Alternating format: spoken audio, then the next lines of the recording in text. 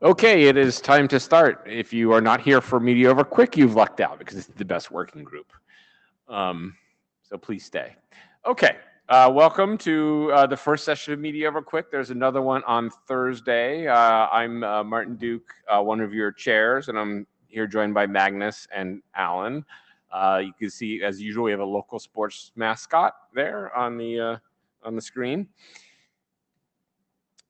This is the IETF note. Well, this is the first day, so I'll talk about it longer than I will on Thursday. It is talks about the intellectual property implications of you participating in this event.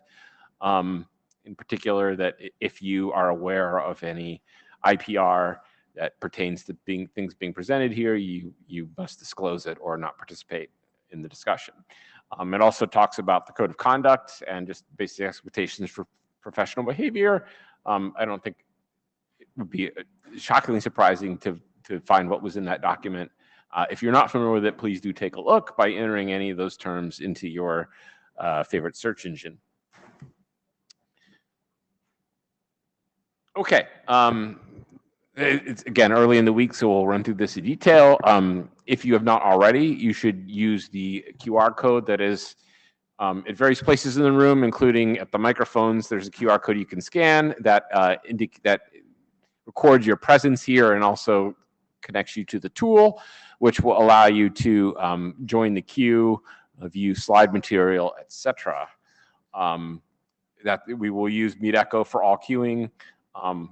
If you're remote or if you're on the full client here, please be sure to turn off your audio and video to reduce the bandwidth costs. And if you're remote, please use a headset if you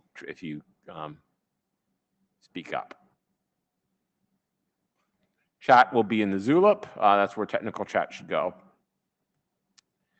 Okay, this is the agenda for today. You're in the administrivia section right now. There have been quite substantial changes in the draft since IETF 121. So Ian's going to summarize those, and it'll take a while. And then we have two proposals that are somewhat related in a way that will become obvious about maybe publish. Well, it is what it says there. You'll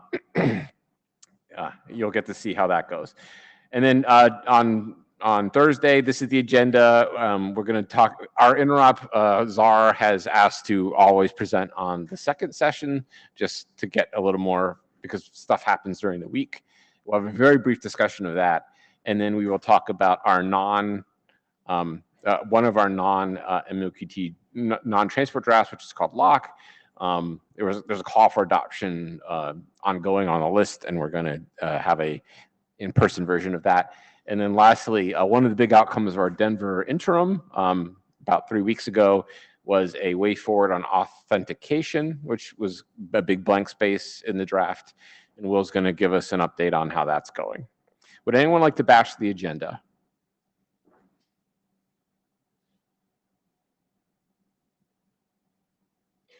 Okay, hearing nothing. We have a couple of if time permits. These are likely to come up today. Lucas, are you out there? Oh, Lucas is remote, actually. So, Lucas, if you're listening, be prepared. You're almost certainly going to go.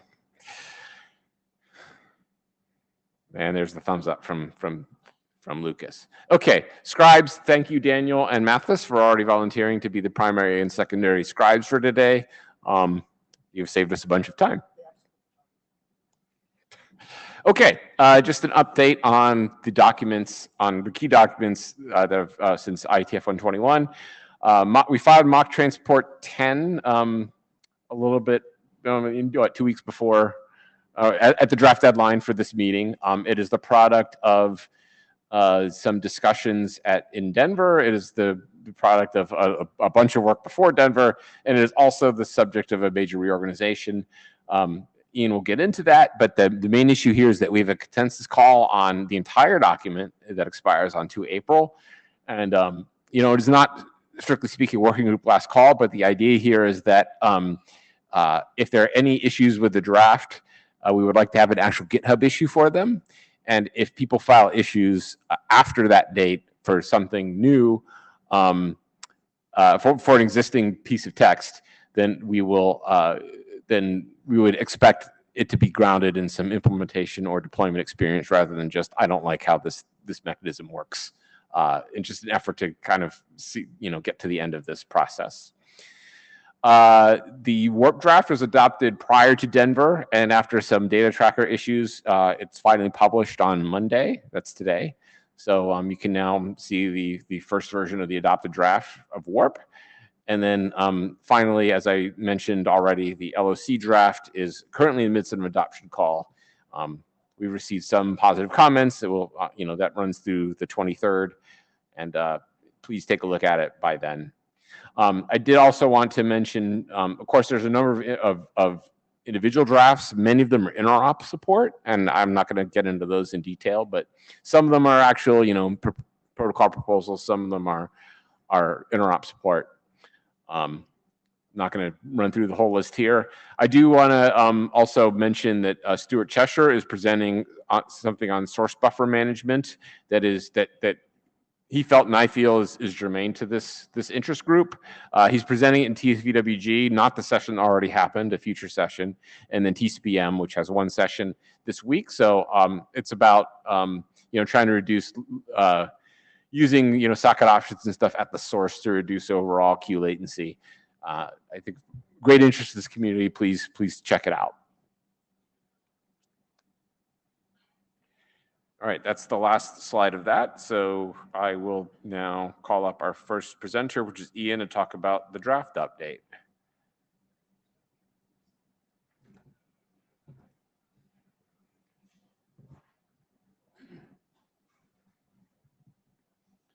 Hello and welcome. So as it was mentioned, there have been quite a few changes since IETF 21. Next slide. So 07 to 08 is by far the draft with the largest number of changes. There was actually a fair bit of time that passed, I think 2 or 3 months between 07 and 08. And so we added fetch, which was kind of previously discussed and agreed upon around the time of 07, but then also a number of subsequent refinements to kind of, you forgot to update this text here, you forgot this error code, the usual things that happen when you add in a whole new mechanism. We detailed how to finally use subscribe done. Thank you, Martin and Alan in particular. We had this message that was very unclear when you should send it, and when you received it, what you should do with it. So now it is clear. We detailed how closing streams worked, and what fin means and what reset means. Thank you, Martin. Added extensible pairs for objects. Will was kind to stick with that for quite a while. And now subscribe always ends at a group boundary, which is a relatively minor change compared to the others, but figured I'd mention it. So I will now go through the detailed items, but I'm not going to read everything out loud because reading off a slide gets boring. Next slide, please. Okay, so these are all the changes, and there are 3 pages of them between 07 and 08 that are non-editorial. Why don't I give everyone 10 or 15 seconds to read here? Obviously, you can read online as well. And if you have detailed questions about any of them, I'm happy to discuss them.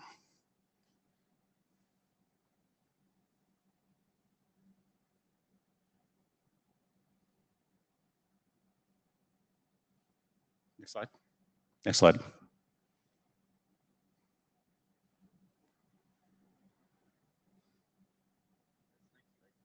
Right. Next slide. This is it. Oh, this is the second one. It's the second slide. People are reading it. Okay. Could I cue up some Jeopardy music? No.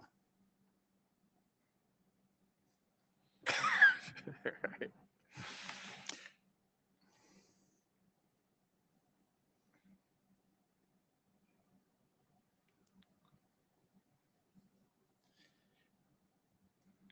Okay.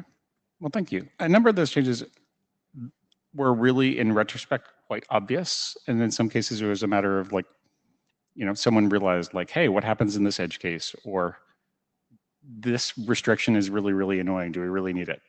So they're mostly quite sensible. Changes between 08 and 09 are largely refinements to 08 and again, further refining some of the mechanisms like fetch. we removed a line about ordering by group ID, which was not particularly substantive anyway. Removed the latest group mode in subscribe because it was obsoleted with joining fetch. Again, so that's sort of a cleanup as a result of fetch.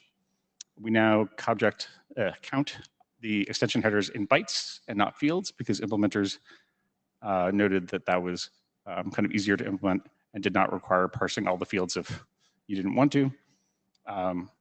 Subscribe announces forwards unannounced, which again, kind of a clarification of the obvious. And group ID should increase with time, just to clarify that fact. So, next slide. MOQ 10 only moved text relative to 09. Like literally there should be 0 words that changed, even if like not changing the words meant it read awkwardly. So we will fix that later. But you can see here, this is how messages were organized before. So the biggest reorg was the messages. They were organized with an intentional reason. That intentional reason was extremely confusing to basically everyone I know. They were organized by stuff that's shared by everyone, and then subscriber messages, and then publisher messages, but it meant that like subscribe and subscribe OK, which are like 2 things that would naturally fall in sequence, are like, 4 pages apart from each other. And so everyone sort of hated this layout. We switched to one that was more oriented around functionality with everything. Next page. All the subscribe together, all the fetch together, announce together, so on and so forth. So this reorg is done. A few other changes were made in cases where the text was in sort of the wrong spot, and also a top-level section was created for subscribe and fetch because somehow we lacked a top-level section for it. And some of the text that was sort of littered in other odd spots was moved into that section. I expect that section to get bigger in the future, but at least now we have a top-level section for the thing that is probably the most important mechanism in the entire protocol, and why we're all here. Any questions? I believe this is the end. Okay.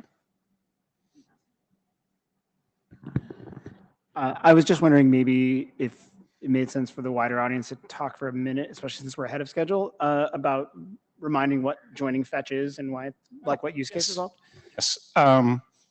So joining fetch is a mechanism. So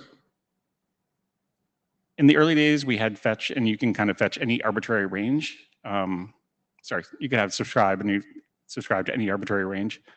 That created problems in a number of circumstances. In particular, if there was a ton of data that could be sent immediately, you suddenly got like an enormous amount of data all at once with no flow control and other things. And also, it just didn't really match like how implementers wanted to use it.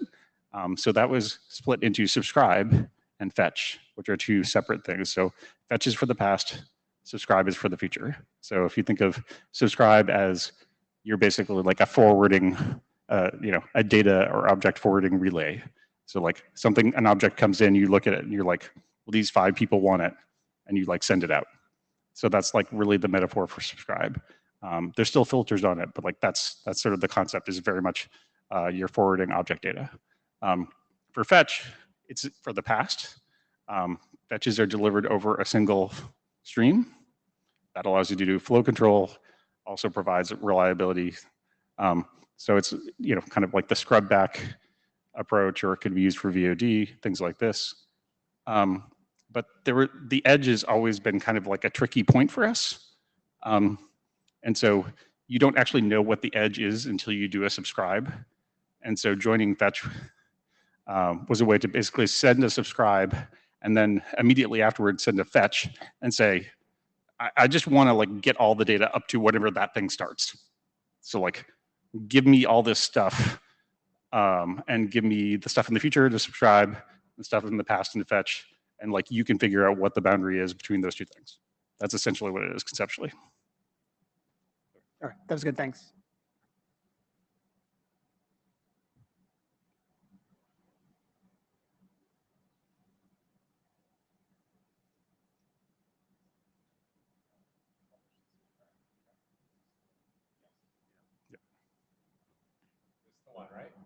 That is the correct one. Thank you. First, thanks to Alan and Colin for both working with me as well as giving me some time since I had none allocated for this particular topic. So there's a few related issues that we've kind of been discussing, including track alias and stuff, and this touches on a number of them. So let's get right into it. So there are some key use cases that I think for me were kind of a little bit awkward at the moment and like causing problems, and apparently they were for Cullen as well. So one is video conferencing. Two people want to join a call, meeting, whatever else. The nature of these subscriptions is one person could be receiving video and think the other person can see them, but they can't see them. And so like they're like saying hi or something, and the other person has received no video, no audio, or anything like that. And so we'd like to create a system where it's relatively straightforward to like have two or more people on a video call and not like miss that initial like kind of join point and get as synchronized as possible without doing too much work. And Colin has some excellent slides on ways one might accomplish this with the current draft, and they are appropriately terrifying. So the other one, which is one I think I know even better, is video ingestion. The publisher wants to connect to and immediately start sending video. So, you know, I want to connect to upload.myvideoserver.com, and you know, it's going to transcode stuff and reserve it and all that stuff. Today, there's kind of an awkward dance where the publisher announces that it is able to serve a namespace, and then the subscriber has to like magically figure out what track to subscribe to. It's not really clear how it comes up with that name, so it's a little bit like magic. I don't love magic. Also, it's slow, and so it's sort of sad that we're burning an RTT kind of for no good reason. So those are the two use cases I certainly have in mind, and I think are like at the moment quite difficult to accomplish in the current draft. Next slide. There are a number of relevant issues around this. This is certainly not exhaustive. I filed the video ingestion is awkward and slow. There's no way to subscribe to all tracks in a namespace. That's kind of a reoccurrence of a previous like wildcard subscribe question. Oh, sorry. The first 779 is I can't get the name of all tracks. See previous comment. And the next one is I can't just like do a wildcard subscribe. So related, but slightly different actually. There are a number of issues around track alias. 350 is an example, but where people are grumpy about some aspect of it or such, or at least the way it works today. And again, the original wildcard subscribe issue, which is 253, which is, as you can see, quite a bit of a lower number, was closed when subscribe announces was added. But in retrospect, it kind of didn't actually fix it. I think I thought it fixed it. I'm not sure. Let's keep going. Observation for HTTP and QUIC. HTTP has both GET and POST. Also has head and other things. QUIC has both client and server initiated streams. Today, MOQ has head, track status, and 2 GET variants, but no POST, put, etc. kind of metaphor. Next slide. So the proposal is to add a publish method, which is basically identical to subscribe, but initiated by the publisher instead of by the subscriber. You'll see the wire format later, but it's quite what you expect. Because they're almost identical once established, you can use subscribe, update, and other messages just like normal. So it only adds a grand total of 2 messages. Next slide. Part 2 of this proposal, and these 3 things kind of fit together to create, I hope, a cohesive whole of like, you know, the peanut butter and jelly and bread rather than each individual one, more than the sum of the parts, is a variant of Alan's track alias proposal. It's almost identical. It's just mostly some naming and things. So the first is remove track alias from subscribe and remove the retry track alias thing entirely, because as you'll see, we won't need it.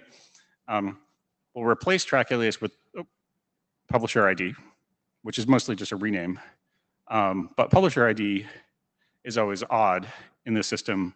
Subscribe ID is always even. So this is very much like HTTP2 or QUIC.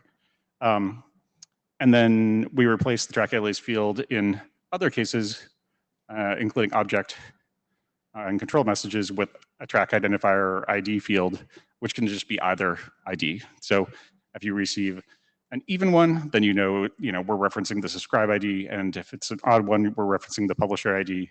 And the idea is that like a given subscription can be uniquely identified by either. And so, except for two entries in a hash table, instead of one, it's pretty darn cheap and very straightforward to implement. There's no ambiguity. If a subscriber receives an object with an unknown track identifier, it may drop it. This was basically impossible to have happen before, so that's the only reason for this change. But the reality is that this is pretty implementable. And a subscribe ID must not be reused within a session. Otherwise, there's no particular restrictions. So I think that's a key requirement or ask for folks that would like to not use monotonically using increasing subscribe IDs. Martin Duke. Clarifying question, Martin Duke, Google. So there's no max subscribe ID anymore? I'm not proposing changing how subscribe IDs. That last bullet should say publisher ID. That's a misspelling. That's an error. Okay, cool, thanks. Thank you. I will fix that and re-upload the slides. Thank you.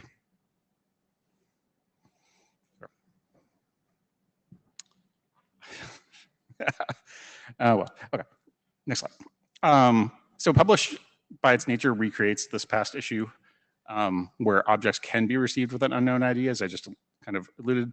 But sessions and streams have flow control, and implementations buffers your RTC packets today. So it's not as though the idea of buffering data that you can't immediately use is an entirely new concept.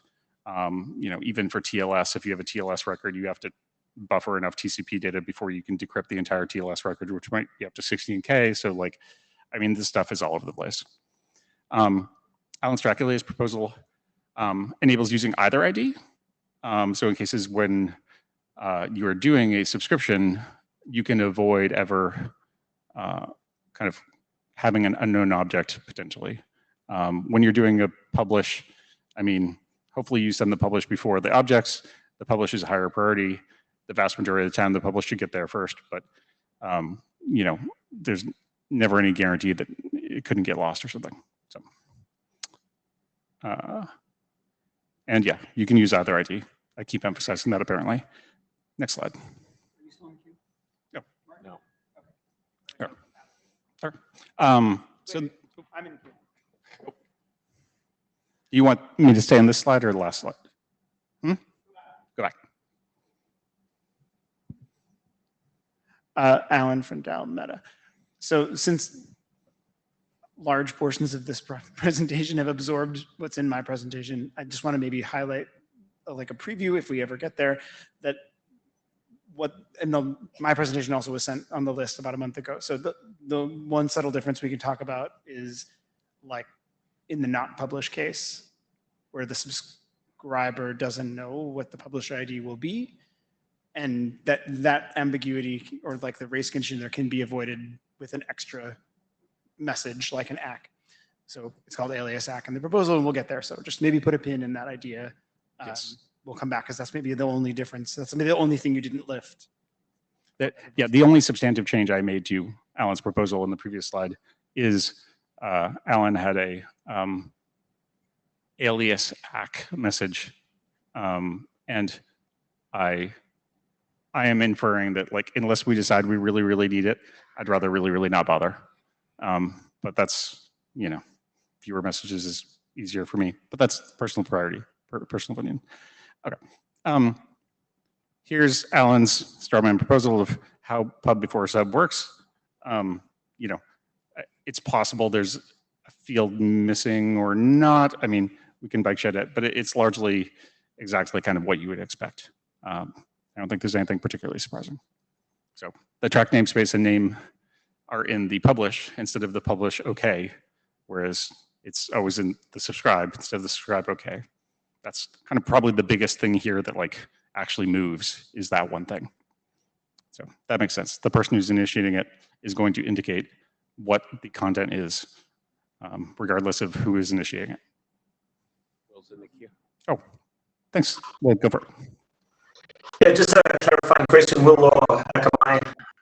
The length field is the length of what? Because you don't need it for the publisher ID that's varring. So is that the length of the halo? Control messages have a length, as Alan just reminded me. This is just the TLV format of control messages. Okay, and we need that length? Okay. I'll give it. All control messages have a length which covers all the fields in the message. So the type and the length are common to all control messages. Thank you. Good question, though. Here. I'm going to move on. So the last bit of this that kind of hopefully makes some cases, particularly the video conferencing use case, work quite a bit, like with quite a bit less awkwardness, is the ability to subscribe to a namespace or wildcard subscribe, or however you would like to spell that. A strawman proposal is if track name is empty, it subscribes to all the active tracks in the namespace, aka resulting in a number in 0 or more publishes for tracks in that namespace. We can use a new message type if the working group prefers. I don't really care. That's very much in the realm of, working group feedback, but either way it should be fine. So again, this is an exact match of the namespace. I'm proposing that because I think it's the most straightforward approach. Again, I can imagine a different approach, but certainly that seems very easy to validate and relatively easy to implement. So canceling the wildcard subscription cancels everything. So if you just want to say, like, I'm done with this conference call, I just want to nuke all of them, that's mostly a convenience, but it does seem convenient.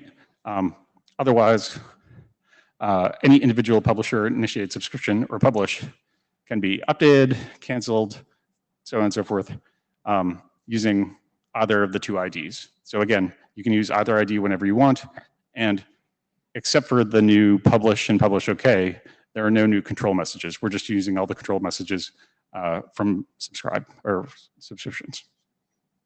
Alan, you are in the queue. I just want to repeat Lorenzo's question from the chat. Will the parameter include auth stuff so that the relay can ensure the endpoint is authorized to push objects right away?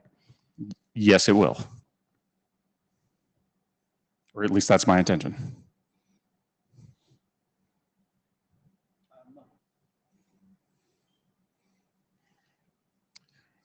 Mosinati, I think there was also at one point discussion about possibly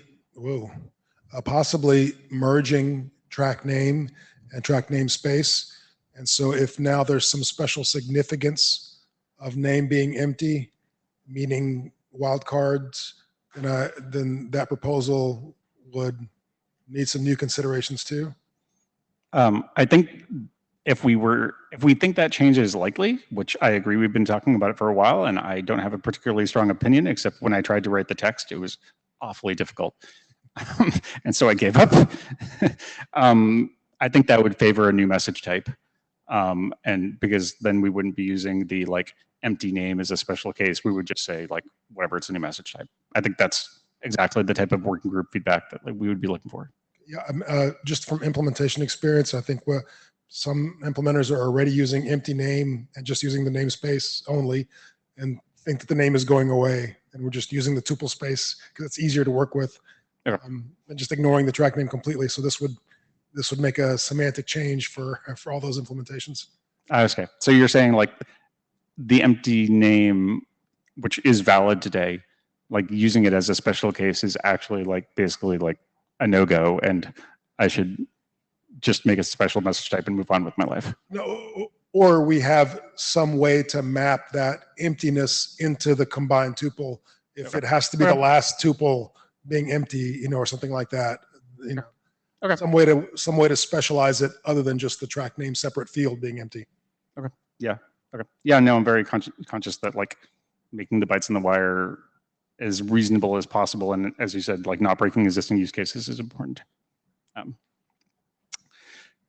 Oh, nice. Yes, as an individual. Does this create problems when we get to content, etc., where you have multiple tracks for the same actual media source, just different representations? So if you're publishing a 4K version and a 1080p version of a video, for example, under different tracks, under a different track name. What would be the problem? You subscribe to all, you get all if you only wanted one. Well, you don't have, you can still subscribe to just one if you know which one you want. Yes, but yeah, there is an interaction there. I think we maybe need to think a little bit. I would love for this to lead into an opportunity to do server-side ABR and us to be able to say like, subscribe namespace, and also like, just give me one of these like 7 things. And also I only support like BP9 and not AV1 or like things like that. But hopefully we can digest this first and we can go there. Okay. Okay, but I know where you're going, so I agree.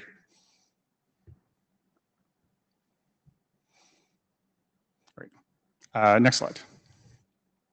Wildcards subscribe was requested about 2 years ago, I believe, maybe longer. So why are we doing this now, and why did we ignore this for so long? I think there are good reasons. One is subscribe is much better defined. Priorities are defined. We had like, a bunch of proposals around priorities, none of which were like particularly well specified. I mean, we're still sorting out details, but like we're definitely in the right ballpark. We're opposed to having almost nothing before. We have a much better understanding, at least I do, of all the compelling use cases, and I've had a lot more time to think about them. Alan's proposal of even odd, though somewhat obvious in retrospect. I don't think anyone had proposed that before, and it removes like ambiguity from various associations and just like makes the system much easier to reason about, and enables either peer to initiate a subscription. And finally, the namespace tuple kind of provides a structure to work with that I think is a little bit easier when thinking about wildcards compared to what we had before. So,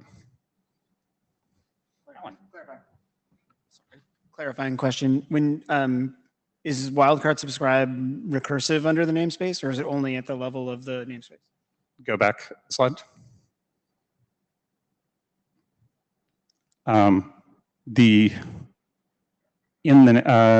Exactly match the specified namespace is how I tried to say it. Okay, so it's not recursive. It is not recursive. Okay. We could make it recursive. I thought it was easier to not make it recursive. If we can add that later, it would be my first answer. So, Colin. Colin Jennings. Yeah, I know the original one was recursive, but I think when you think about all the use cases of this, you come to the conclusion that you can just do the namespace slightly differently, and this non-recursive works just as well. So I view this as a detail, like maybe we'll change it later, but this seems like fine for me, even though I had originally requested recursive. Cool. Okay. Next slide. I think actually, Mo. I think Cullen is up in just a moment, though. Mo Zanetti, I just want to point out one thing, that some people, when they originally were looking for wildcards, were because that they didn't know what the actual track names were going to be.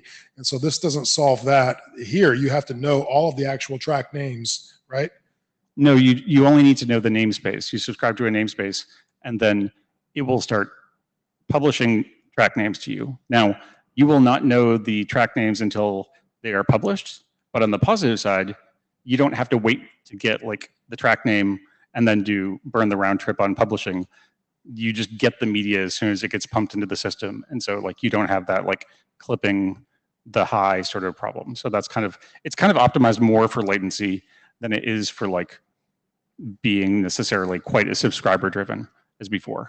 But if the hope is like, if you're doing wildcard subscribe and you're saying, I want everything, the hope is that it's kind of like consent solicitation, whatever you want to call it. That's basically saying like, I would like this stuff. And so you shouldn't be too super surprised that like someone is going to send it to you.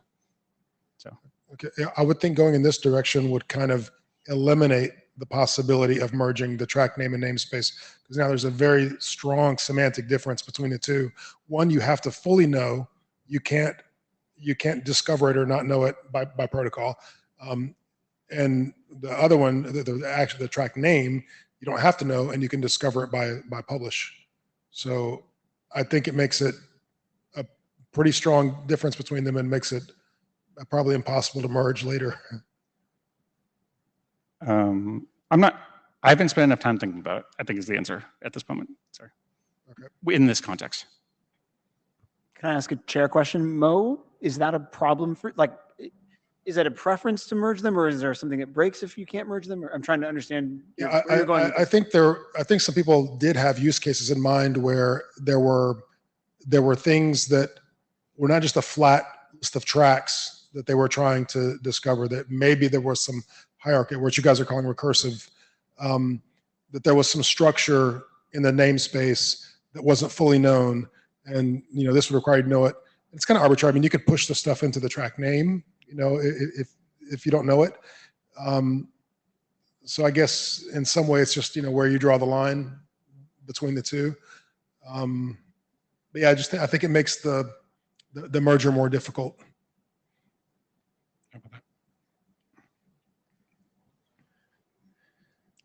Jonathan Lennox. Does a wildcard subscribe mean subscribe to all tracks the publisher knows about right now, or does it last forever if new tracks appear? It lasts until you cancel the wildcard.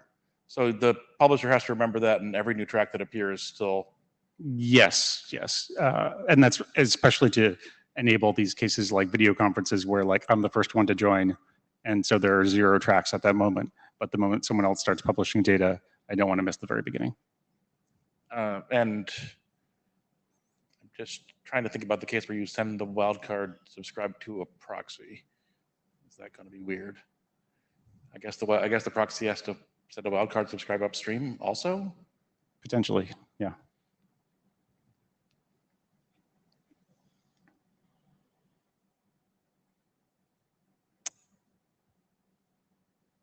Yeah, Colin. So Colin's going to detail a number of use cases. So I will give him the floor. So I'm going to start with my not excellent slides and move to my even worse slides. But we're probably just going to hit 3 here. So what I want to step through is what I'm showing on this slide is this is time going down. So this is the simplest case of Ian's proposal here, where we have the publisher is going to be sending video to an ingestion server, and it starts by just sending a publish, and it's sending it in namespace 1 and track A. That's sort of the nomenclature I was using there. And sends this publish, and it instantly starts sending data as well. It sends, group 0, namespace 1, track A. And as soon as the ingestion server gets that publish, it's going to send a publish OK back. So, and you can imagine a lot of these things being actually layered on some of the even early flights of the whole QUIC setup and things. There's very, very low latency on bringing these things together. This clear? Because if this one's not clear, the next slide's going to be much more confusing. Just one quick clarification. This doesn't in any way replace anything related to announce. The publisher may have still had to do an announce to the ingestion server, depending on policy or whatever. This does not replace announce in any way, right? It does, and this does, well, let me be careful here. Okay. This case wouldn't use announce. It would just directly do publish and start sending data, and it wouldn't send any announce in this case. This isn't, the proposal though isn't removing announce from the protocol. There's probably still other cases where we use announce. There's probably discussions we need down the road of whether this replaces subscribe announce or not. But like the proposal on the table here today is just adding this new publish message. And yeah, you can start publishing data without ever doing an announce. The reason I ask is because that means this publish now, if it's the very first message, it includes the auth and everything else. Yeah, right in it. It would have the normal auth hang. It had more or less the same auth handshake of a subscribe or a publish. All the tokens, and it might have had round trips if it's doing Depop or something like that. Okay. And it already got its namespace out of band somehow else without announce or anything else. Catalog, whatever. Yeah. Got it. Magic. Yeah. Will Long? Yeah, just I Don't know if the camera's working. Following up on most question, is there an overlap then between subscribe announce? So if someone had previously subscribed announce to namespace 1, and this publisher does not do an announce, but it does do a publish, does that publish get propagated up to the people who did the subscribe announce, even though there's no announce that's triggering it? You know, Will, we're sort of hard to hear you. Can you say that one more time? I had a hard time following. Maybe slower. Yeah. It's just the audio in the room is dubious. Sorry, it's accessing a different microphone. Can you hear me now, Colin? Bit better, yep. Okay, sorry. I said there's now an overlap between subscribe and announce. So if on that relay, another client, third-party client, had done a subscribe announce for namespace 1, and this publisher does not do an announce, but they do a publish. Does that publish, does the subscribe announce inherit the publish? Is there an overlap like that? Or a subscribe announce is only going to receive explicit announcements? I think I got it if you didn't. Okay. Let out. Let me see. So Will, I think I heard your question is, does a publish get forward if to subscribers who have issued a subscribe announces? Is that your question? That is correct, yes. Okay, I think you can answer it. Great question. I don't think Ian and I have an answer to that. Yeah. Okay, we should think about that. We need to figure that out for sure. I have an answer of what will, oh, that's loud. I have an answer of what will happen today in the draft, which is subscribe announce subscribes to announces. The publish message and the group object type messages are not announces. So you will not get it. But you probably should, right? Because it's de facto very similar, unless we have a subscribe publish or something like that, which is, it seems as you're automatically getting. Maybe. Let me walk through the next couple cases here that have the more cascaded one. But yeah, let's run through the queue. Thanks. So just a clarification, but the publisher starts sending object before receiving publish OK. Yes, correct. So what's the purpose of publish OK? Is there any case where publish is not OK? Yes, there is. Like the authorization could fail, and like you've already started data, but it's not going to be accepted by the relay.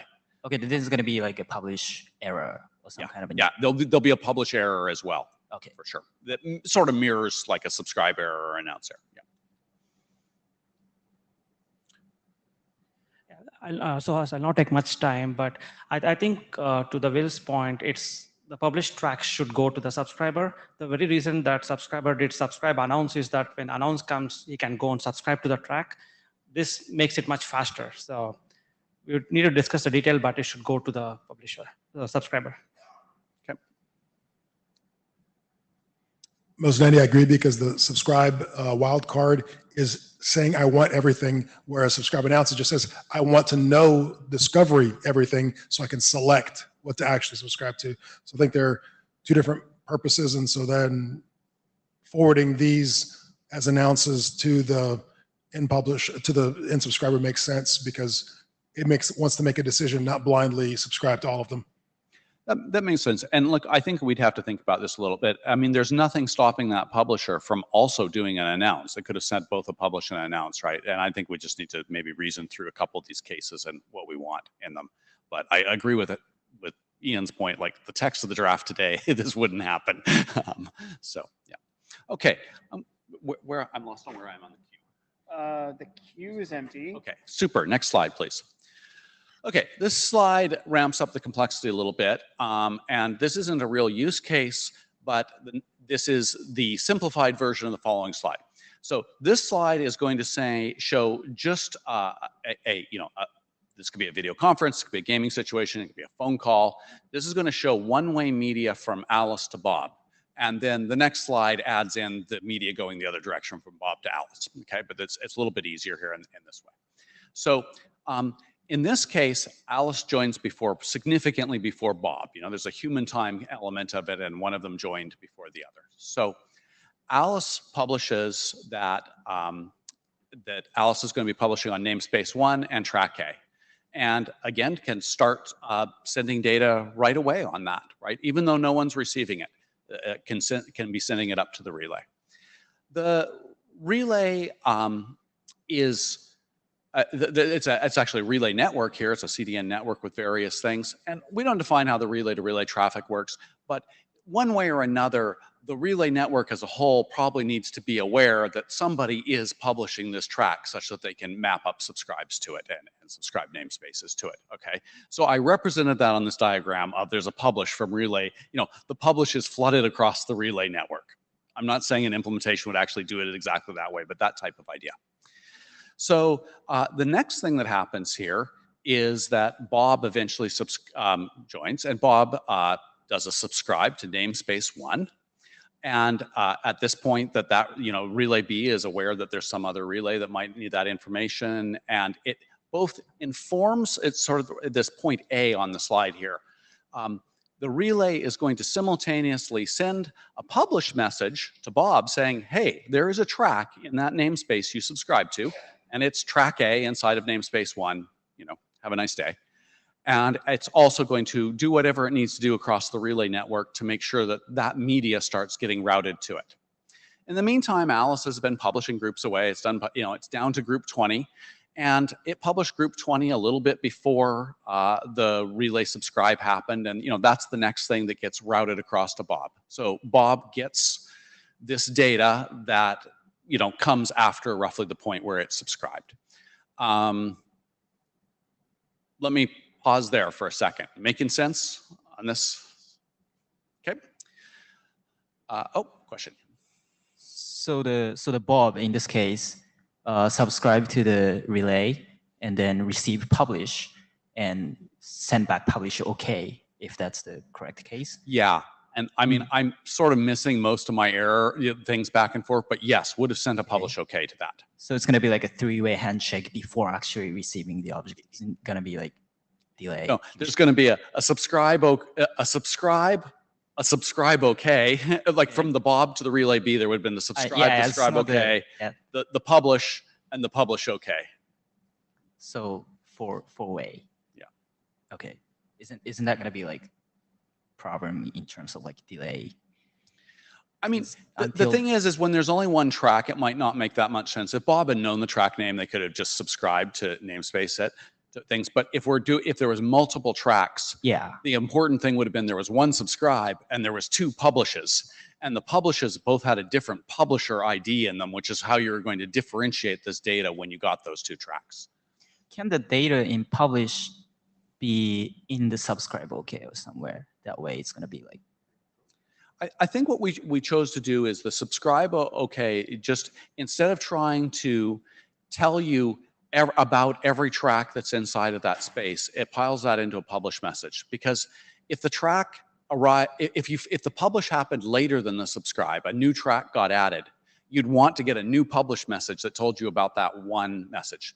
So all of our messages in the protocol today deal with just a single track at any given time. And this was a way, this is one of the original concerns with wildcard subscribe type things, is if you're subscribing, you send a subscribe and you get back information about 3 tracks. Do we put that all in one message or anything like this? And the design here is very much, nope, we'll put that in 3 published messages is how you learn about those 3 tracks. Okay, thank you. Mosinati, I was confused about why Relay B turned the wildcard subscribe into a fixed subscribe. I would have thought that it would have propagated a wildcard subscribe, but you're saying that it converts it into a fixed? I wrote that slide 3 different ways, 3 different times. I mean, it could go either way. I think this is, again, I finally decided just to represent on here on the important thing is the media that Relay B is trying to get is that particular media. So it would probably send it up. But maybe it could just say it wanted all of the media too. But it really, Relay B needs to coordinate with Relay A that it's getting the data it needs gets routed to us. Gets routed to B, right, from A. So it could be a wild card. Maybe that would have been a better way to represent it.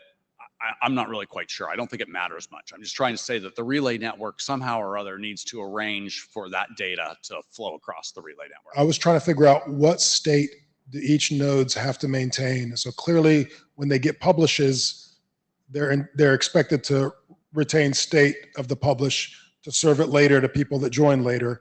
And I would have thought they also need to retain the subscribes and forward them upstream.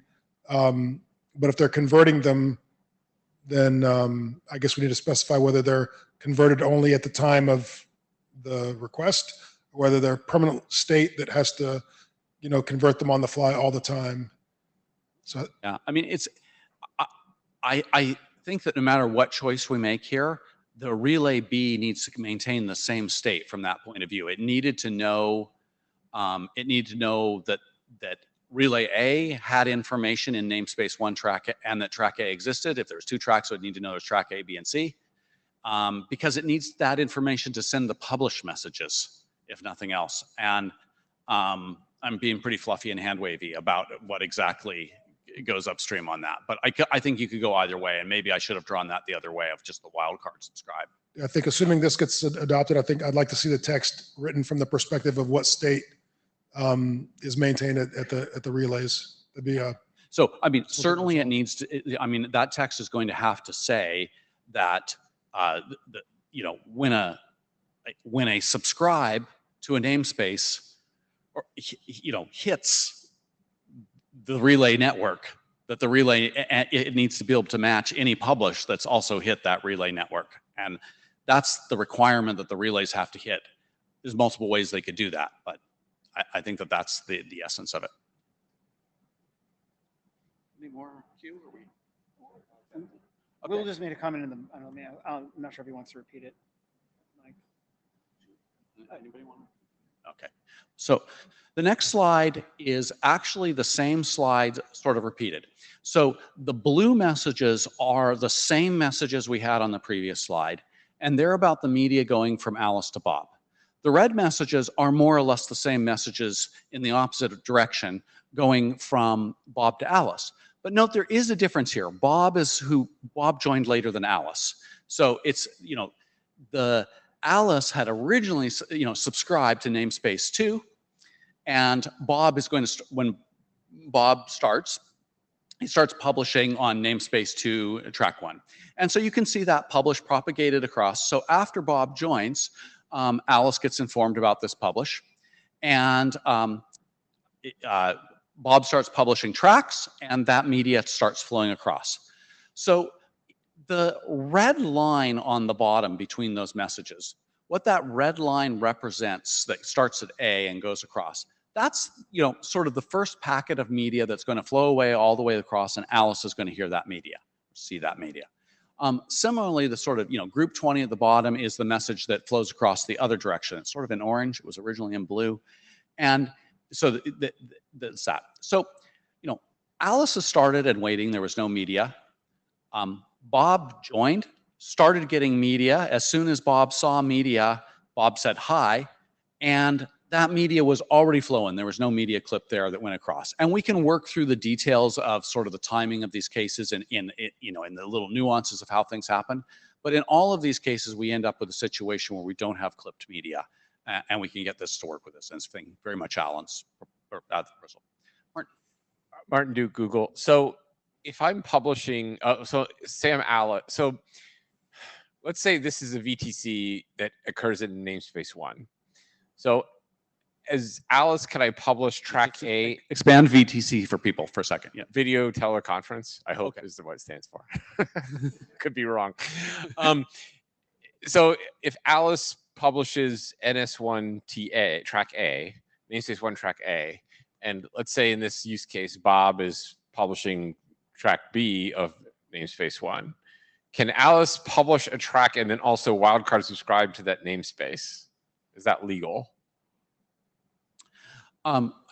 So we have some open issues on that. I think that is legal. And I think that in how we have it right now, you would receive the media that you sent, which may not be what you want. Okay. And this is like lots of our things right now use mirror mode in the clients and subscribe and get back the same data they did because it's great for testing or whatever. That's sort of how it defined.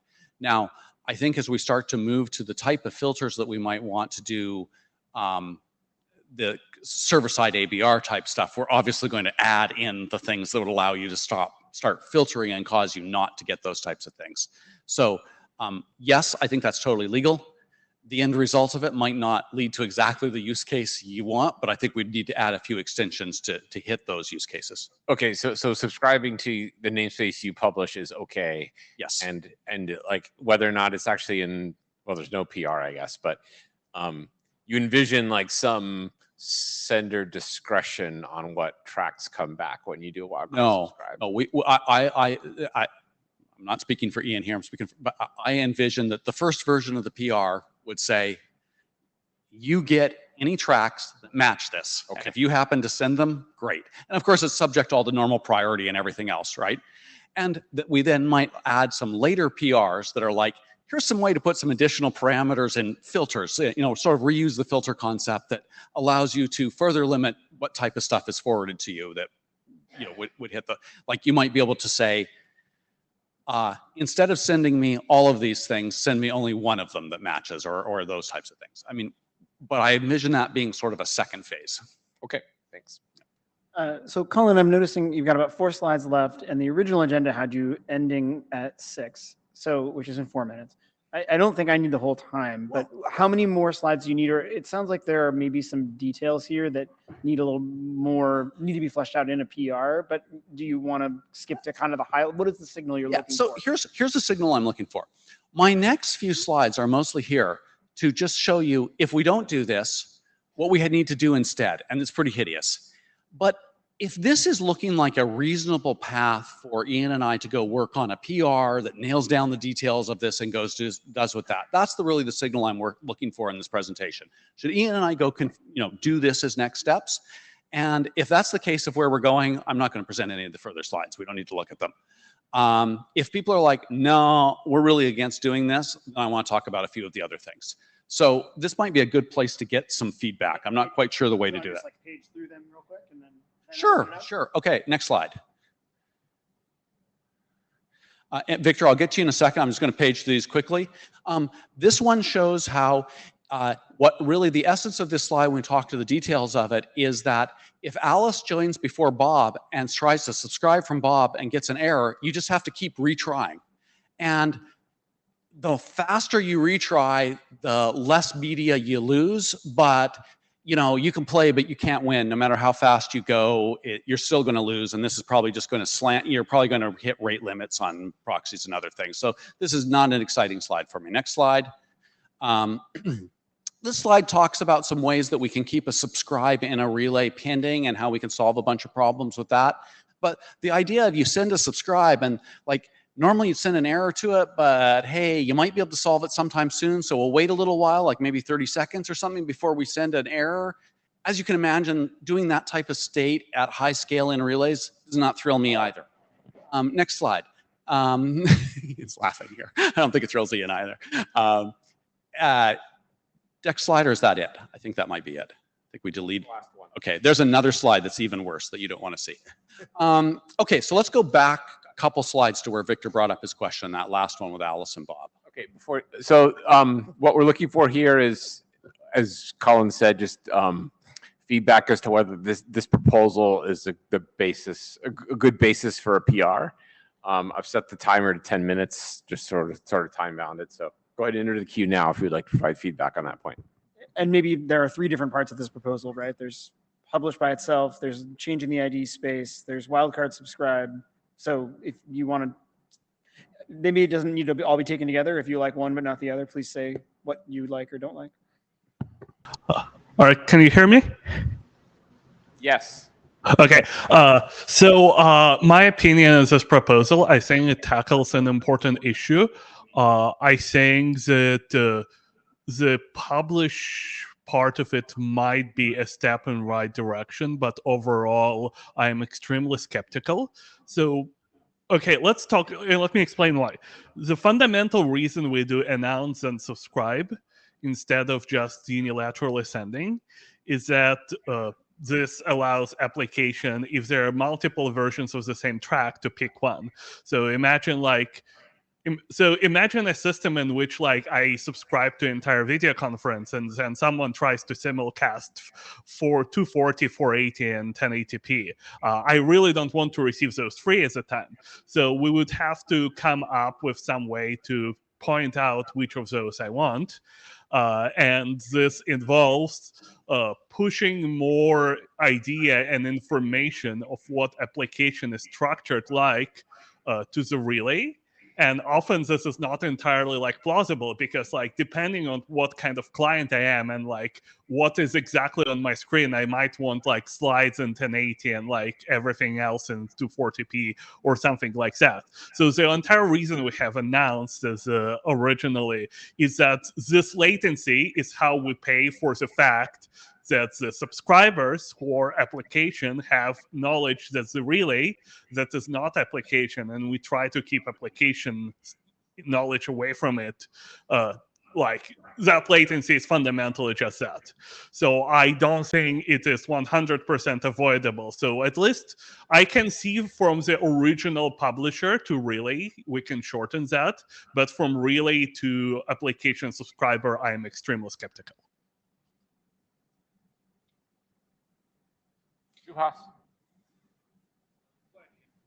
Oh, I mostly want to say that if I was going to take one of the three off, the wildcard subscribe, I think, is the most separable, and I'm happy to do like one PR with the first two things and do a separate one with wildcard, because I think you can't do publish without the ID change, or it would be really odd, and I kind of want the ID change anyway, so I don't know. Anyway, that's all I wanted to add. I think Suhas here. I think this covers important use case, especially in video conferencing, where you have the SFU or the server, where the publishers usually can simulcast, and you, as a server, you want multiple things and then decide what you want to send. And that's the case where having this along with wildcard subscribe is pretty useful. I feel if you are going to do this one, having both together will complete the use case. Having one versus the other requires you need to implement the other piece. So I would like to do this together if you can do it. Mozanetti, can you clarify first the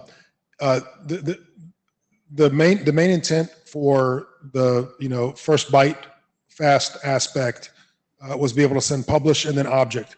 Are you able to send publish and then object, or do you have to wait for publish OK or something first? The way we have it right now is you don't have to wait for the publish OK. If you're willing to take the risk that you might get a publish error, you're welcome to start sending it right away. Okay. So I think it's important to make sure that that goes out. I think the wildcard subscribe is largely separable. I think it's important to make sure that that use case goes out and gets consensus or objections on its own, because I think that's an important thing on its own. I hear, Victor, about the selection case, but I don't think announce solves any of that, because I think even today for real implementations, some are announcing, Mo star, and that's all of my media. So, the namespace is Mo. Is that useful for you? Probably not. What Victor's really looking for is announce track, not announce track namespace. You want actual every single track name to be announced, not publish track. That means I'm going to send it anyway, but announce track. And I think that is something we're missing, and I've heard other people constantly say something like that. So I think the distinction between announce namespace and announce actual track needs to be thought about, and whether we should do something to actually announce the real tracks. Right. I agree, and I think that is separable, and we should, if we do not, I think we have an open issue for that, but if not, can you open one? All right, can I jump in and say there is an open issue, because I opened it like a week or two ago. Thanks. All right, try to keep it a couple minutes. Are you in the queue still? Will first. Will. Will, but yes, I have other. Oh, okay, I'll add you back. Try to keep it a minute and a half, Will. Yeah, I'm like, real quick, a clarifying question. Can you state again why clipping occurs with the announce followed by a subscription? Because the Alice is not going to publish anything until Bob asks for it. So why should Bob not hear something that Alice said under that transaction? Will, can I walk through the slides offline with you on that? I would love that. Answer Let's that just quickly. do that because, yeah, okay. I think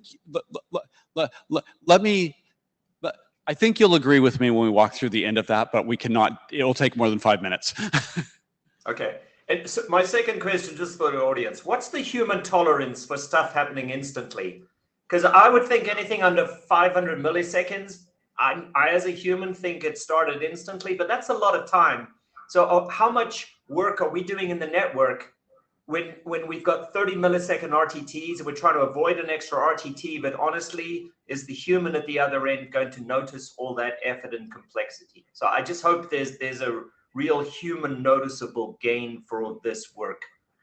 Yeah, it's super fair enough. And like, I think to answer the question that like, when you, on a phone, on the user experience studies I'm familiar with, which would be one of the use cases, but certainly not all of them. I mean, I don't know what it is for a Twitch streamer, but when you answer a phone call, you expect to be able to talk with like less than 100 milliseconds from the time you hit answer to the time you're going. It's pretty low, but it's definitely, it's probably larger than an RTT, but I mean, you know, it's not a second, and it's, you know, that sort of range. So yeah, talk about that. Okay. Alan, you have 40 seconds. Okay. Alan Frindell, Meta as an individual. So first, I do think that the three parts of the presentation are all separable. I'm also personally okay with adding all of them. I sort of don't necessarily care, but I think if mechanically it might be best to do it as like one where you change the IDs and one where you add publish and then one where you add wildcard subscribe.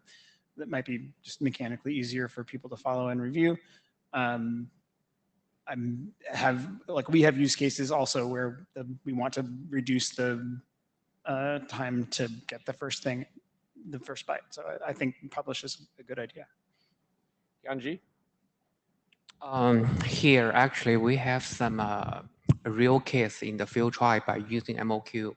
The thing is like if you do publish, like a pre-publish, such that the relay going to get the publication, those things. And then if you have some publish the media object on the relay. So we have some real case here for those stored message, those stored object, they may not be able to save there for a certain amount of time. Because we either have like IPR infringement or we have some regulation. You cannot save like beyond something. So now if you do pre-publish with the object there without subscriber, so actually in our field trial, we got a problem. Can you tell us more about the IPR situation then? No, just give some case, like there's some media things, or there are some sensitive information. Those things is not supposed to be saved. Right. On the relay side. Okay, yeah. That is a real case. We, during our field, in real network, in our 5G network, when we're doing the trial, we met this problem. The thing is, if the third party sign agree, by the way, I'm from CMCC, China Mobile. The third party does provide those information, and if we save there, actually those things, or you know, sometimes they are going to get some penalized. Yeah, We're gonna have to take this offline. Yeah. Okay, It this is sounds like great. an I want to involved talk more to you discussion. about this. Thank you. Ian, you get the last word. Thanks. I wanted to say that one reason the publish was so appealing to me is when I looked at like how we actually ran like YouTube video ingestion and how we run Meet. Like it doesn't like announce something and expect like the server to like subscribe to it. It's just like if you look at RTMP, if you look at all these other protocols, it's just like I'm going to send stuff and like I'm going to auth, and like if you're log into Meet, I think you immediately start sending audio and video even if there's no one else on there. So like it just seemed like this is what people did today, but the thing we were doing or we were suggesting people should do is like not what people are doing today. Okay, Ian, stay up there. So I just want to say in the chat, Mike said a +1 is separating out wildcard to subscribe just to make this more digestible. Do the two of you have useful feedback to take a next step? Yeah, definitely. I think the big question is, do we want 2 PRs or 3? I'm terrible at stacking things in GitHub, but I'm sure I can learn Git.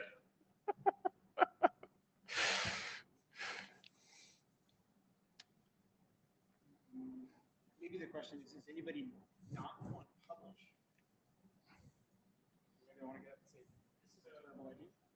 publish? Does anyone not want publish, I think is what Alan said. Is anyone, well, I think Victor is skeptical. That's the one statement we've had.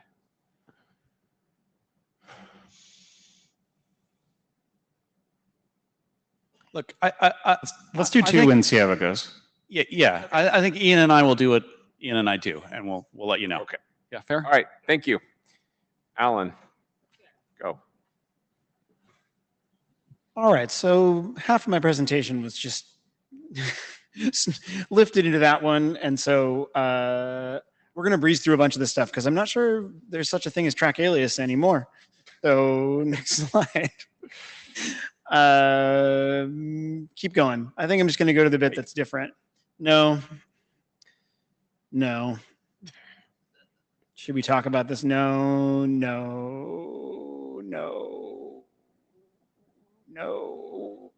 Okay, stop here. So most of this was lifted into Ian's proposal and everyone just loved it. So you're all, by the way, I'm speaking as an individual. So you're all required to love my presentation, at least the bits that you just love. Okay, so. We would love 99% of that slide. Okay, good. All right, so let me just talk about the bit that wasn't mentioned. So forget everything that you knew about publish because this was written before there was a thing called publish. So, but remember back when we only had subscribe in draft 10.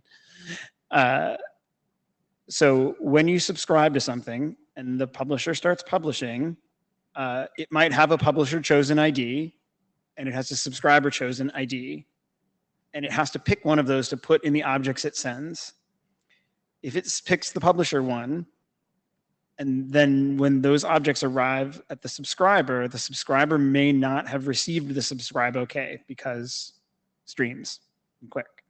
So, and unreliable. So these things can be reordered and it may have received an object that it does not know what to do with. And because it is not doing publish, it is not under any obligation to buffer objects it has not heard of. And so the solution that I had proposed on the list is that the publisher would always start publishing with the subscriber's ID. And that way the subscriber cannot have this case where it would get an object that it does not know what to do with. And then, but once it has received the mapping, like once it sees the subscribe okay that tells it this is the publisher ID that matches the subscriber ID, it would send another message back to the publisher with alias ACK, which says, I now know that these two things are the same. And once the publisher receives that, it can switch from using this subscriber ID and objects to the publisher ID.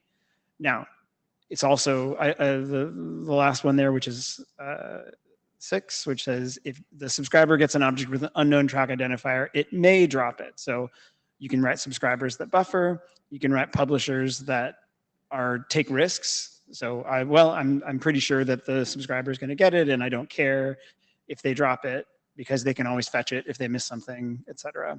They could miss it for other reasons. So anyway, this kind of takes a page out of the way QPAC works, and if you're familiar at all, but yeah, so it sort of gives the publisher some flexibility in terms of like, is it going to use the new ID immediately? Anyway, I see one, Colin, is it a clarifying question? Okay, does anybody have any clarifying questions on what I'm talking about here? Like what alias ACK is or what it does? Yeah, Muzzin, maybe I misheard you, but I thought you said something like the publisher can't use its own publisher ID at the very beginning. Okay, did you say that? I did. Maybe I did say that, but I didn't mean to. So, okay. So the publisher can pick any ID it wants to send, but it has to remember about rule number 6, which is that the subscriber may drop it. If the subscriber doesn't have the mapping and the subscriber doesn't buffer, the subscriber is allowed to drop that on the floor. Okay. And if your application can tolerate that, that's fine. Okay.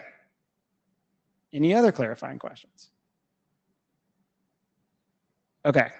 I think that's maybe the only thing that wasn't in the previous one. This just shows you kind of, oh yeah, go back to there. So this just shows the message flow. So you send a subscribe, the publisher sends subscribe okay, which contains both.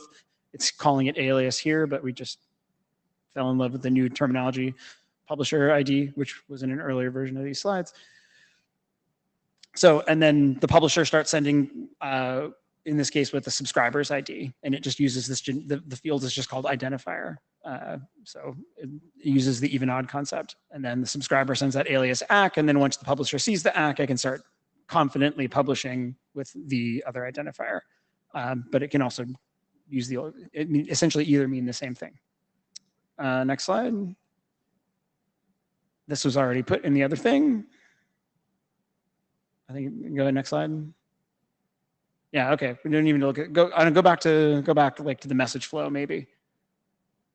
And we can just open it up and see if people, yeah, leave it there and open it up for questions. So do people think that alias ACK is valuable, or would you rather wait until we see the other thing play out and then decide if we want to add this, or do we want to add requirements that subscribers buffer, or what? Yeah, Mosinati. So just to clarify, the alias ACK is only useful if you want to have confirmation that your media can be delivered without buffering. Is that the purpose of it? Yes. Let's see. Let me think about it. The purpose is so. Well, there's in this case, the question is there the reason we sort of in the early part of these slides talked about this, but I didn't want to dwell on them. The reason that we threw out people did not want to buffer at the receiver. Let me start with the opposite. Assume that buffering is there. Some of your implementations do buffer. Okay. Would you have no need for alias ACK then? Right? You required implementations to buffer every object they got forever. Then no, you don't need alias ACK. So it's only for the question about whether or not there's buffering that it's useful. Does it place a requirement on implementations to buffer? That is the question. If you don't want to place a requirement, then this is how you get around it. Got it.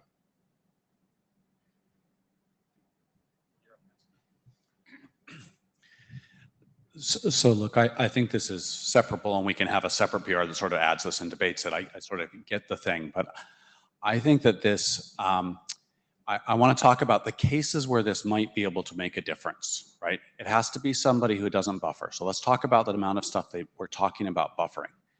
It's not every object forever, really. It's, it's the only time this happens is when the publish message got behind the first object somehow. And the publish message is always on a higher priority stream, and it's only the publish message from the first hop proxy. So we're talking, that can happen, no question about it, you're right. But it's going to get retransmitted pretty quick. So we're talking in a pretty short order of time that you're talking about buffering. And really all of the applications that we're looking at buffer for more of that time anyway. And given this is all a real-time system, are fairly tolerant, have to be able to have ways of dealing with loss of data due to other reasons and bandwidth. So what I worry about here is that this is extremely narrow, extremely hard to test, and is going to only sort of, I think it's just going to be one of these areas that's extremely buggy and gives you a couple different ways that things could happen that don't happen other than in really fringy cases. And that always scares me. So I lean very much the direction of, yeah, we're going to say you need to buffer a little bit of data. Now, the amount of data you need to buffer, maybe Ian will talk to that more on me of the ways of reducing it. But I mean, I don't see that as actually being a buffer or drop, because you don't care one way or the other. But I don't really see that. I don't see a use case in which that's actually a difficulty at all. That's all I'm trying to say. And I see the flip side of it just having a lot of things. That said, I mean, my clients won't care. They don't care. But if we define the protocol such that you had to send an alias ACK or whatever, I mean, this is not the hill I'm going to die on, right? Like, yeah. So, Ian Sweat, Google. I think if we add publish, we create an analogous problem, because I can start pumping objects at you and never actually send the publish message. And so at some point I have to decide, like, basically I have to deal with like a malicious / dumb implementation that is sort of like doing silly things. And so like, basically, I think there is a need for buffering in the system for most applications anyway. And it's just a matter of like which use case we really care about. But, I'm not going to, look, if we added alias ACK, sure, we can implement it. But like, I mean, it also kind of reminds me of QUIC when we were talking about like key update. And when I was like, oh, we haven't implemented key update yet. It's like, cool, we just don't need to implement the like key update ACK message, and then the key updates will never succeed.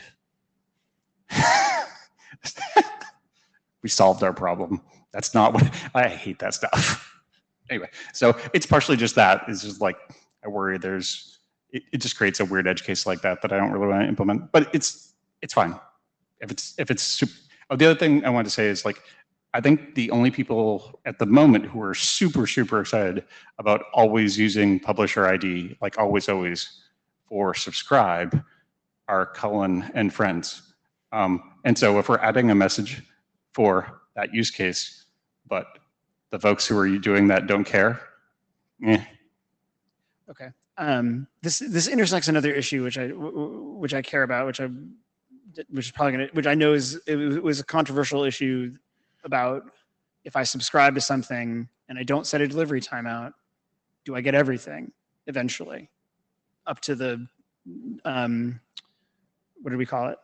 Too far behind, which is what's there. So there's an issue open, and I know there's not consensus on this, but if there is any semantic in which I can say subscribe and give me everything or end my subscription, if that mode exists, then how long do I need, what requirements do we need to put to say you might have to buffer for X in order to meet that?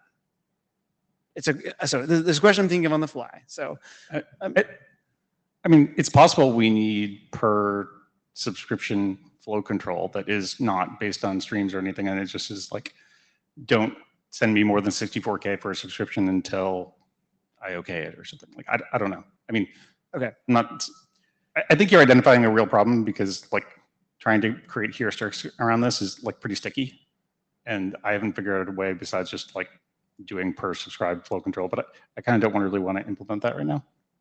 Okay. So is alias act the diff between, is that what's left that's not in the presentation? Yes. Okay. So maybe this is a question for the other proposal, but if you do a normal subscribe with no like wildcard or anything, are you definitely getting a subscribe ID in return now? You mean a publisher ID? No, a subscribe ID. Wait, do you mean in the object messages, or do you in mean the object messages? No, I mean, I'm pretty sure that the thing says you can always get either.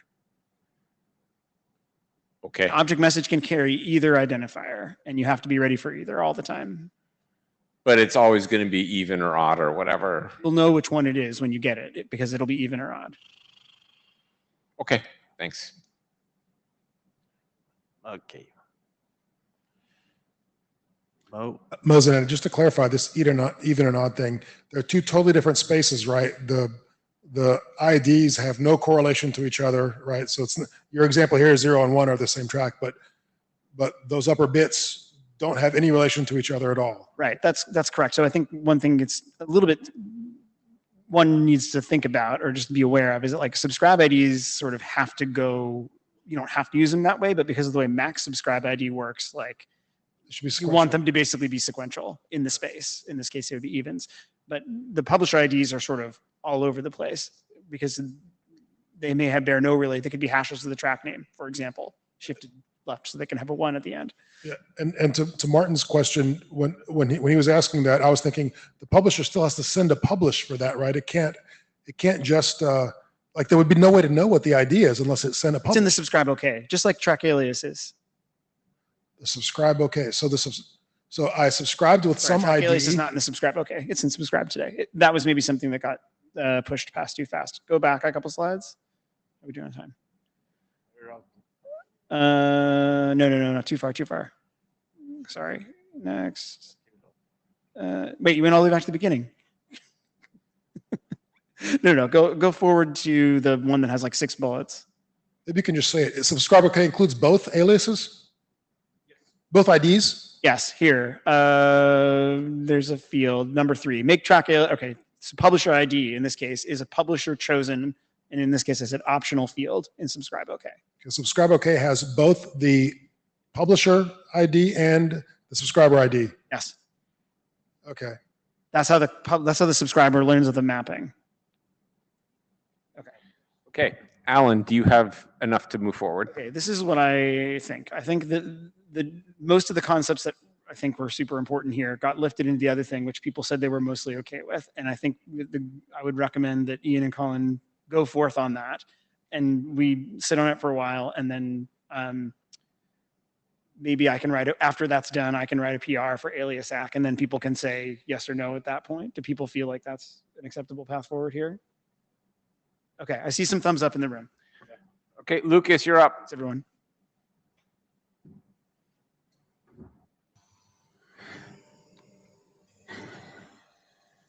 Now for something completely different. Cool. So I don't want to take up people's time too much. I'm tired. So I'll just kind of hammer through these. MOQT QLog. Next slide, please. What is QLog? It's structured logging for network protocols. Don't read too much into the Q bit. It's nothing to do with just QUIC. It's a generic extensible framework that defines common events, file formats, etc., etc. The QUIC working group is working on this. We have 3 different schemas, but the intention is other working groups, other people can extend this. They can either do it via standards track documents or just go off and develop their own private schemas, whatever they like.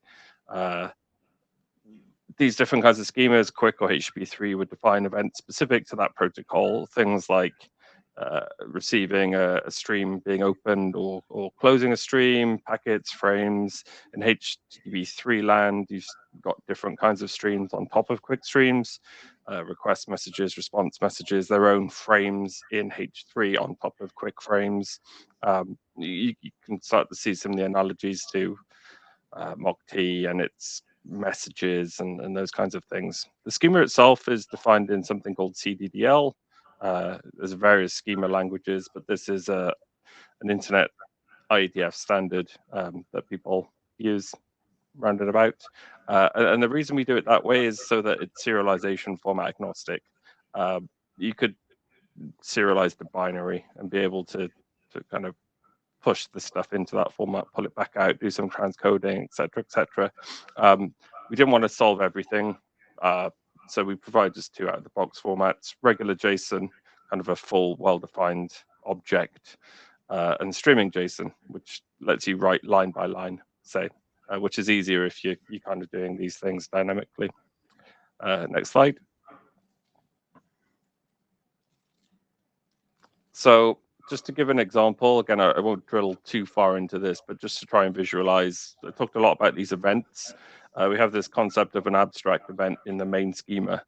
So everything has a time, a name, some data. That's the bit that contains the protocol elements that we really care about. And then some of these optional fields underneath, the question mark at the front denotes an optional field. So path ID, time format, group ID, etc., etc. And then there's this bit at the bottom, which is basically a bucket of anything you might want to add. Again, don't focus too much on the syntax of the CDDL. It kind of, you need to get into the mindset of it. Once you see some examples and do some of this stuff, it makes a lot more sense. But anyway, as you see, the data field on the left is this generic protocol event data type. What we do is define these concrete events. These are the things in the schema to say, quick packet sent has a packet header and a frame. You can have primitives like floats or text or ints, or define your own structures, and just like any object model that we'll all be familiar with. Below on the bottom is an example JSON serialized object of this kind, just to show you what it would look like if you're familiar with JSON. Some of there are more fields in a quick packet sent event. Some of them are optional, some of them aren't. You would omit that from this serialized format, which lets you have some control over kind of how much data you might want to log, either for log brevity or because you want to hide information from your logs if there's sensitivity, particularly with kind of payloads or metadata. It's something we spent a lot of time trying to design a format for to allow, because we are sensitive to that stuff. Next slide. Lucas, you have 2 minutes left. Yep. So I've gone and written a MOQ TQLog schema based on a version of the draft. I can't remember which one now, maybe 9 or 10, kind of doesn't matter. But we've taken this kind of eventing model. We've got a control message created, and on the right-hand side is just 2 examples of concrete subtypes or types there that we'd be familiar with, setup messages for the client or the server. And again, the JSON underneath is kind of trying to show you an example log line from these things, so you could map the different fields down to the different stuff down there. Next slide.